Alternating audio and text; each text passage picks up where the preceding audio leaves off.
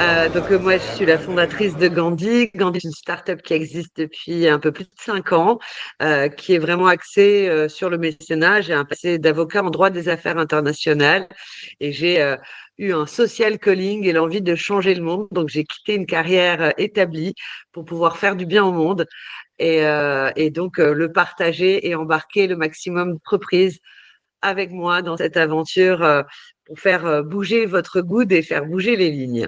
Donc, pardon. Et donc, qu'est-ce que c'est Bouge ton good? En fait, c'est une solution d'engagement à 360 degrés qui va lier le sport, la santé, la RSE, le mécénat et la communication positive.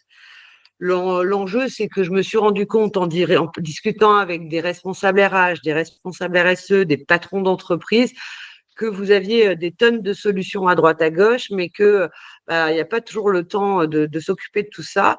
Et aujourd'hui, on a voulu construire une application qui va permettre de répondre et d'avoir des bénéfices concrets pour les différents métiers que sont les ressources humaines.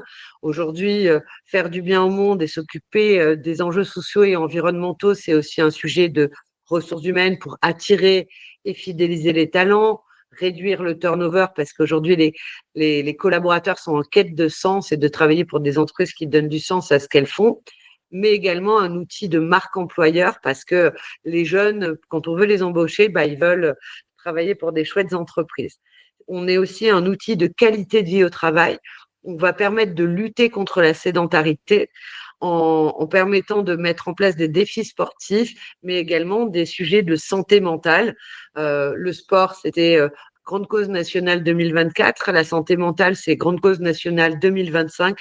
Et ce sont des sujets que l'entreprise doit prendre à bras le corps, de manière à lutter aussi contre l'absentéisme. Et donc, il y a quand même un ROI derrière pour l'entreprise d'avoir des équipes en forme.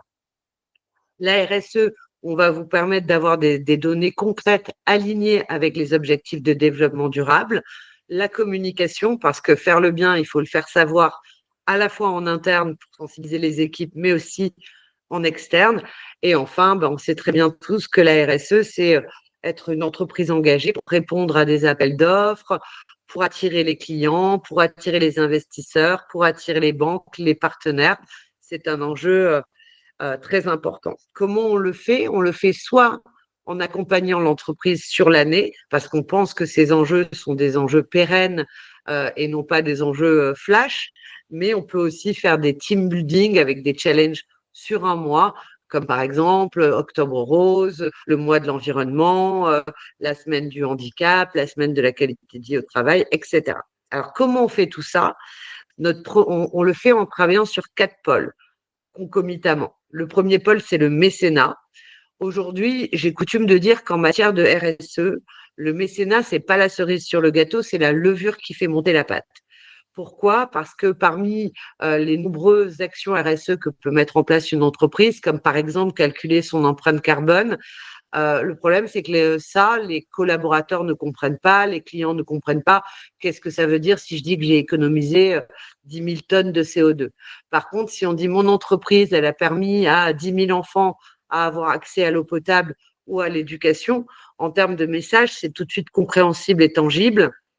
Et donc, du coup, ça permet d'embarquer plus facilement les gens et d'être une bonne porte d'entrée pour ce type d'action. Notre premier rôle dans tout ça, c'est qu'aujourd'hui, par exemple, en France, il y a 1,5 million associations. Et quand une entreprise veut aider, c'est très compliqué de trouver l'association qui correspond à ses valeurs, à son métier, à son ancrage territorial, aux objectifs de développement durable qu'elle veut soutenir. Et donc, notre rôle est un rôle de conseil. On va lui proposer 4-5 associations dans cette dynamique et on va faire ensuite voter les collaborateurs et les clients de l'entreprise pour l'association qu'ils veulent que l'entreprise soutienne. Donc, c'est dans le cadre de la RSE une façon d'impliquer ces parties prenantes et de leur donner le choix et que le choix de l'association ne soit pas qu'un choix de codir, mais un choix commun. Une fois ce choix fait, on va créer une plateforme de dons où l'entreprise va donner en transparence. Là, l'enjeu, c'est d'éviter le green et le social washing, mais également, elle va pouvoir mettre en place différents leviers de dons, comme embarquer ses collaborateurs en leur proposant le don des collaborateurs. Ils pourront donner chaque mois 1 euro, 2 euros, et l'entreprise peut doubler le don de ses collaborateurs. Par exemple aussi, on a un levier qui s'appelle le don d'onboarding. Au lieu d'accueillir un collaborateur en lui offrant une gourde ou un tote bag, on lui offre un don cadeau financé par l'entreprise au profit de son association préférée. Ça peut être aussi, à titre d'exemple, le don cadeau tout court pour les fêtes de fin d'année derrière. Donc ça, on a choisi l'asso en commun et on va soutenir une asso. Et ensuite, on arrive sur l'application Bouge ton Good, donc qui vient de sortir il y a un mois et qui va être entièrement brandée au nom de votre entreprise. Donc c'est à vos couleurs, à votre logo. Et l'idée, c'est ce que je vous disais un petit peu tout à l'heure, c'est d'abord de lutter contre la sédentarité. 95% des Français sont sédentaires. Derrière, c'est troubles musculo-squelettiques, problèmes cardiaques, problèmes de diabète. Et si les gens sont malades, ben, ils ne sont pas performants au travail. Et donc, pour les inciter à bouger plus, que ce soit dès la marche, mais on couvre plus de 50 sports, le vélo, la natation, le yoga, l'équitation, leur activité physique va se transformer en good karma, qui seront des récompenses pour l'activité, qui vont eux-mêmes se transformer en dons pour l'association qui a été choisie. Donc, les dons sont financés par l'entreprise.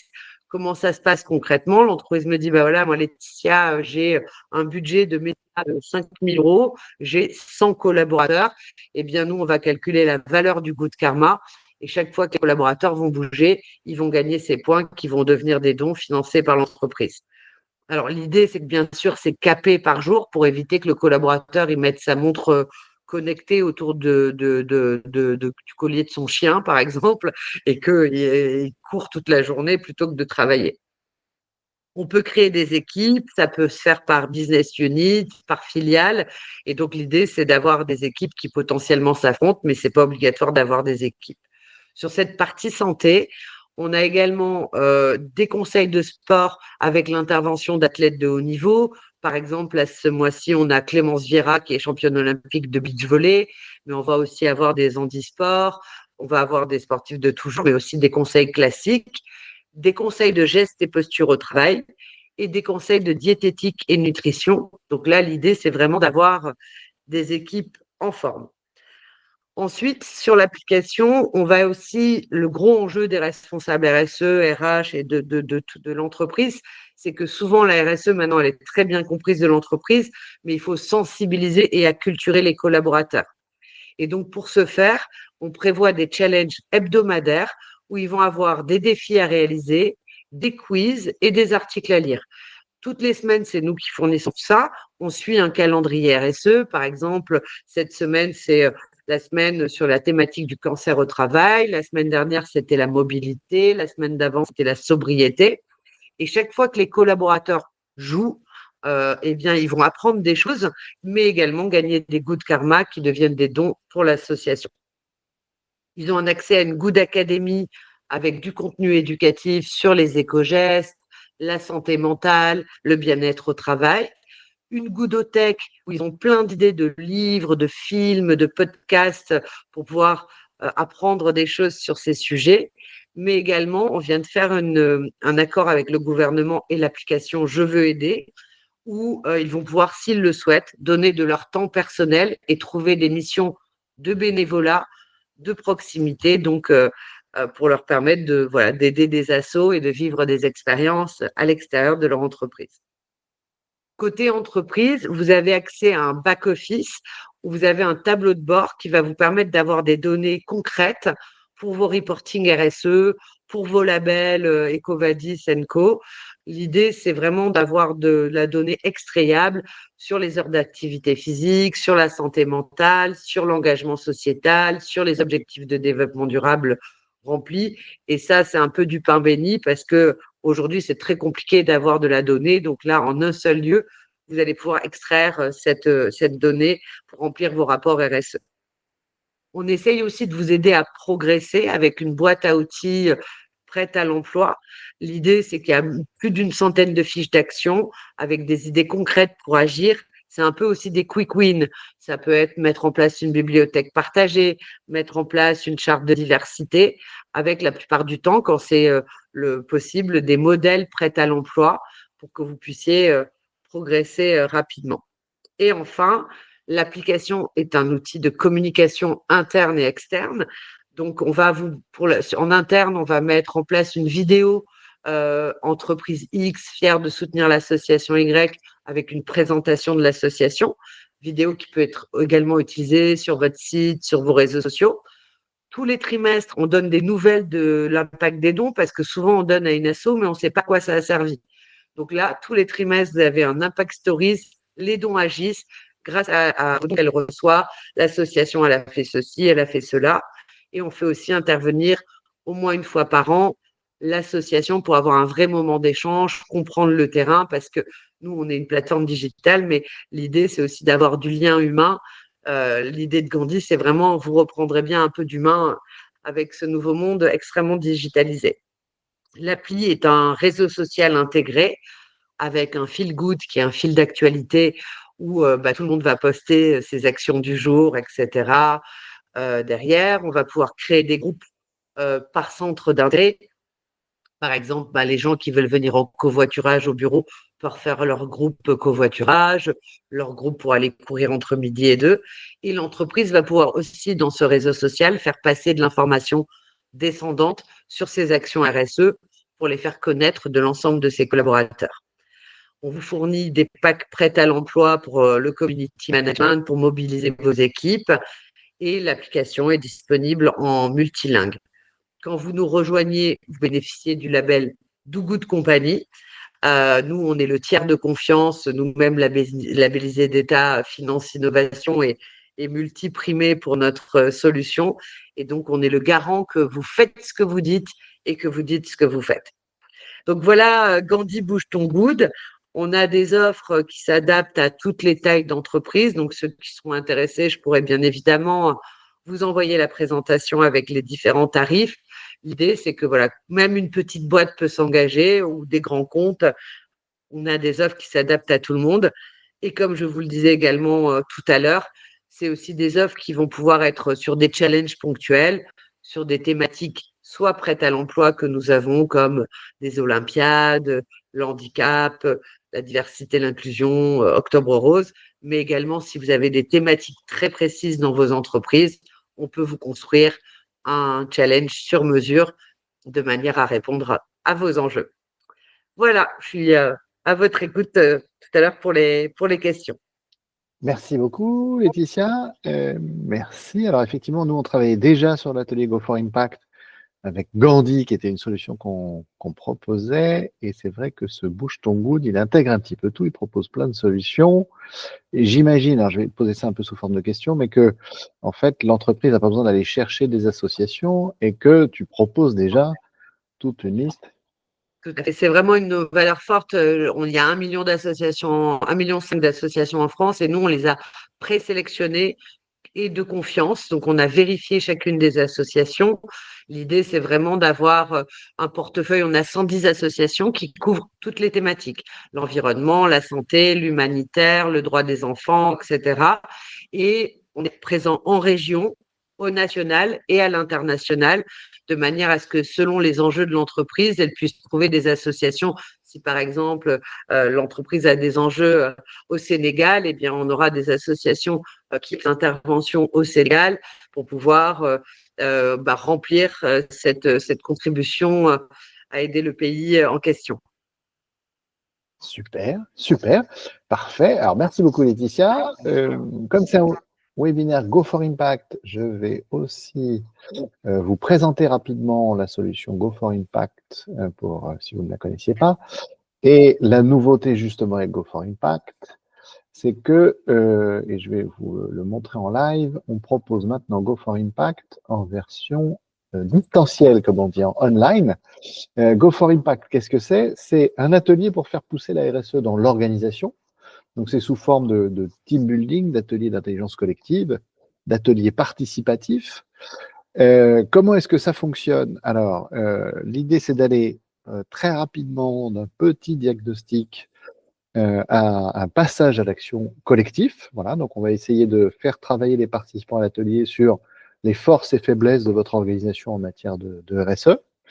pour qu'ensuite, et toute la deuxième moitié de l'atelier est vraiment dédiée à ça, mettre en place des initiatives concrètes, impliquer vos collaborateurs dans la RSE, ce qui est souvent la marche la plus difficile et la plus dangereuse, pour que collectivement, on les mobilise et qu'on puisse ensemble les mettre en action. On peut avoir de 10 à 30 personnes au sein de cet atelier, et c'est un atelier qui dure moins de 3 heures. Voilà. Donc on peut faire ça sur une demi-journée, ou enchaîner un atelier le matin et un atelier l'après-midi.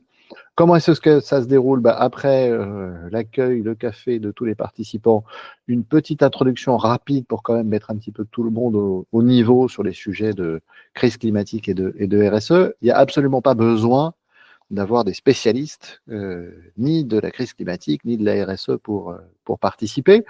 Dans la première partie, on a pris un thème qui est le thème du jardinage, donc on va défricher un petit peu, vous allez voir comment.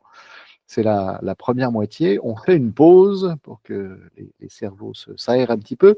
Et dans la deuxième partie, on va planter, on va aller chercher quelles sont les actions qui sont un petit peu les plus faisables. Et dans la troisième partie, lesquelles on va arroser, cultiver, essayer de généraliser, sur lesquelles on va investir. Alors, après une courte introduction et un petit icebreaker, on va immédiatement commencer par distribuer différentes cartes qui vont en fait être des cartes reliées chacune à un des 3 piliers de la RSE. Donc on répartit les 30 participants selon 3 jardins qui sont les 3 piliers de la RSE, et je ne vous apprends rien, c'est bien sûr l'environnement, le social et la gouvernance. Et en fait, cette distribution de cartes est justement le moment pour chacun des participants qui, même s'il n'a pas le niveau en RSE, de comprendre un petit peu quels sont chacun des sujets dans chacun de ces jardins. Donc, vous voyez, par exemple, il y a une carte QVT, et le sujet, ça va être le bien-être des salariés, leur formation, pardon, le management bienveillant, etc., etc. Donc, voilà, on est sur ce sujet-là. Sujet, justement, que dans la version online, et vous voyez un petit peu à quoi ressemble la version online. Alors, je vais vous montrer directement un petit peu comment est-ce que ça fonctionne, mais justement, dans cette partie de répartition des cartes, on va proposer aux participants justement de réclamer chacun dans leur jardin, environnement social et économie. Donc on va les répartir ensuite dans 3 groupes sous Teams, Zoom ou Google Meet. On va proposer à chaque groupe de réclamer sa carte. Voilà. Donc le transport, forcément, c'est un sujet environnemental, l'énergie aussi. Une politique d'inclusion, ça va être pour le volet social. La gouvernance, c'est pour le volet économie et gouvernance. Voilà, donc chacun va réclamer ses cartes et on va se retrouver ensuite, voilà, chacun des groupes va venir, chacun sur sa table, commencer à travailler avec des post-it de différentes couleurs, voilà, bleu, jaune et rose, qui peuvent être ou non reliés à ces pistes que sont les cartes qu'on a distribuées en début d'atelier. D'accord, voilà, donc en début d'atelier, on va commencer tout d'abord par travailler sur les cailloux, ces obstacles, ces freins à la responsabilité, réfléchir à quels sont les points forts, qu'est-ce qu'on a déjà en place, et enfin réfléchir à des actions sans limitation de faisabilité, de budget, etc. D'accord, voilà. Donc les cailloux qu'on va mettre sur ces post-it bleus que je vous ai montré dans la version online, c'est les obstacles, les freins à la transition durable. Qu'est-ce qu'on fait pas bien, chacun dans son jardin. Et ensuite, voilà, on change de jardin, on fait tourner un petit peu tout le monde. Donc la première partie de l'atelier est assez dynamique, ça permet de faire bouger les gens. Et ensuite, on va travailler sur les graines. Donc ces post-it jaunes qu'on va vouloir faire briller dans la deuxième partie de l'atelier. Est-ce qu'il y a des initiatives qui sont déjà en place? Et souvent, on s'aperçoit qu'il y a une initiative que l'équipe marketing a mis en place, et à la compta, personne n'est au courant. Sur les autres sites, personne ne le sait, alors qu'on pourrait très facilement la généraliser. Voilà. Donc, quelles sont nos pratiques efficaces? Qu'est-ce qu'on peut mettre en place? Et on fait tourner à nouveau tout le monde. Comme ça, les 3 groupes sont passés par les 3 jardins. Et enfin, toujours, alors c'est un petit quart d'heure à chaque fois, voilà, on fait un brainstorming créatif. On se base sur tous ces cailloux et puis toutes ces graines qu'on a trouvées sur la table sur laquelle on arrive. Et on propose des tas de solutions sans limitation de faisabilité, de budget, etc. L'idée, c'est de ne pas se restreindre, d'accord? Et ça va aller, du coup, sur ces fameux post-it jaunes que vous voyez ici, post-it roses, pardon, que vous voyez ici. On voudrait trouver une solution de vélo électrique ou non, et que l'entreprise y participe. On voudrait utiliser une messagerie un peu plus responsable en interne dans l'entreprise. on voudrait utiliser le mobilier de bureau qui soit réutilisable, mettre en place la solution bouche ton goutte de Laetitia. Voilà, sans se poser la question du budget et de la faisabilité de tout ça. Voilà, on pose des actions sur la table. On fait ensuite une petite pause et dans la deuxième partie, et c'est là justement où l'animateur montre qu'il y a des solutions qui existent et on va amener chacun des groupes à réfléchir dans son jardin aux solutions qu'il pourra mettre en place. Est-ce que c'est passer par un fournisseur d'énergie verte? Est-ce que c'est justement une solution de solidarité comme Bouge ton goutte de Gandhi? Est-ce que c'est mettre en place la mobilité douce, la gestion des déchets? Voilà, on va planter, on va mettre un petit peu un ordre dans ces solutions qui ont été posées en vrac pour essayer de trouver lesquelles sont les plus faisables, lesquelles sont les plus stratégiques, lesquelles sont les petites victoires rapides. Et ce que j'ai bien aimé dans la présentation de Laetitia, elle a parlé justement de ces actions qui ont des effets immédiats et un retour sur investissement rapide. On va essayer de pousser les participants à réfléchir à tout ça pour enfin, dans la troisième partie, leur dire attention parce que maintenant, dans cette dernière partie d'une demi-heure de l'atelier, vous avez des post-it que vous avez mis en ordre sur la table avec des actions, chacun dans vos 3 jardins. Avant la fin de l'atelier, il va falloir, dans chacun des jardins, que vous mettiez sur le mur une action avec un responsable, avec une échéance. Voilà, il faut quand même qu'on ait un objectif délimité dans le temps, parce que sinon c'est le meilleur moyen de ne jamais rien faire. Voilà, il faut qu'il y ait une dynamique de groupe et bien sûr cette petite cérémonie de fin de l'atelier Go for Impact. Le but, c'est justement de faire en sorte que les gens viennent au tableau avec une action, un ou plusieurs responsables, un délai, qu'on les applaudisse, qu'on les encourage, etc., etc. Et c'est un très bon moyen aussi pour des responsables RSE de détecter des futurs ambassadeurs RSE, de trouver leur futur relais pour leur stratégie RSE. Voilà. Donc voilà en quoi ça consiste. Et je m'aperçois qu'il nous reste 4 minutes. Et donc, je vous propose de mettre ces minutes à profit pour répondre à vos questions. Alors, je ne sais pas si vous avez des questions sur Bouge ton goût et ce que Laetitia nous a présenté, qui fait partie de toutes ces actions concrètes qu'on propose aux participants de Go for Impact en leur disant, mais voyez, il y a des solutions qui existent déjà. Vous pouvez mettre en place des solutions assez simples, mais il ne s'agit pas à chaque fois d'investir des milliers d'euros pour devenir plus responsable, plus durable. Ça peut se faire avec des solutions qui existent déjà sur le marché.